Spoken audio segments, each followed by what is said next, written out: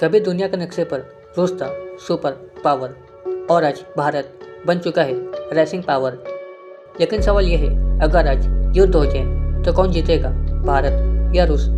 दोनों देशों के पास है ताकत, टेक्नोलॉजी और एक जबरदस्त सैन्य इतिहास। तो चलिए जानते हैं कौन देश है असली पावर हाउस, कौन है असली ग्लोबल प्लेयर। इंडिया वर्सेस रसिया। भारत और रूस का रिश्ता 1950 के दशक से बेहद गहरा रहा है। जब पूरी दुनिया अमेरिका या सोवियत यूनियन के बीच बटी हुई थी, तब भारत ने रूस का हाथ थामा था। रूस ने भारत को दिया MiG fighter jet, tank, nuclear technology और अंतरिक्ष की समझ। यह वही रिश्ता था जिसने भारत को डिफेंस इंडिपेंडेंट बना दिया।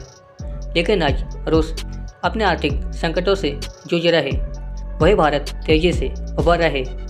IT, टेक्नोलॉजी, इकोनॉमी और ग्लोबल डिप्लोमेसी में रूस के पास है दुनिया की दूसरी सबसे बड़ी आर्मी, 10 लाख से ज़्यादा एक्टिव सोल्जर्स, 13,000 से भी ज़्यादा टैंक और 4,000 से ज़्यादा न्यूक्लियर वेपन्स।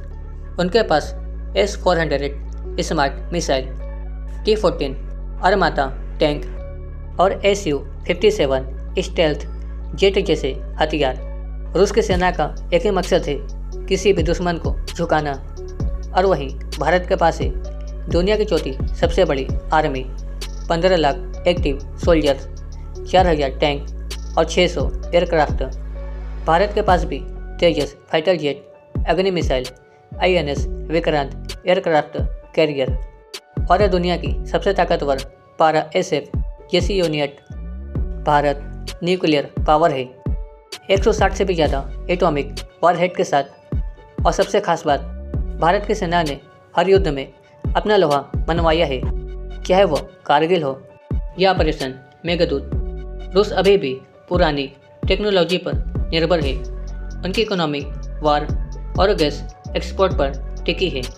लेकिन भारत अब मेक इन इंडिया के जरिए खुद हथियार बना रहे। तेजस, अर्जुन टैंक, आकाश मिसाइल, ये सब भारतीय दिमाग की देन है। भारत अब रूस से सिर्फ खरीद नहीं रहा, बल्कि उसके साथ प्रोडक्शन कर रहा है। जैसे ब्रह्मोस मिसाइल, जो दुनिया की सबसे तेज सुपरसैनिक क्रूज मिसाइल है। भविष्य में भारत ड्रोन, AI और साइबर वारफेयर के मैदान में तेजी से आगे बढ़ रहे, जो आने वाले युद्ध का सबसे बड़ा हथियार होगा। और बात करें रूस की, तो रूस और यूक्रेन वार में रूस की इकोनॉमी हिल गई। सेक्शन, रूस का एक्सपोर्ट रुकना, करेंसी का गिरना और अब रूस का GDP 2 ट्रिलियन के आसपास है। रूस के पास प्राकृतिक संसाधन है, लेकिन मार्केट नहीं। उनके दुश्मन ज़्यादा है और दोस्त कम। वहीं भारत 2025 तक दुनिया की तीसरी सबसे बड़ी अर्थव्यवस्था बन चुका है। भारत अब 4 ट्रिलियन GDP के साथ अमेरिका, चीन के रेस में शामिल हो चुका है। हर देश भारत में निवेश करना चाहता है। भारत अब सिर्फ डेवलपमेंट कंट्री नहीं, बल्कि ग्लोबल डिसीजन मेकर बन चुका है। रूस के पास है दुनिया का सबसे बड़ा न्यूक्लियर आर्सेनल, लेकिन भारत के पास है नो फर्स्ट यूज़ पॉलिसी। मतलब भारत पहले हमला नहीं करेगा, पर जवाब ऐसा देगा कि दुश्मन सदियों तक याद रखेगा।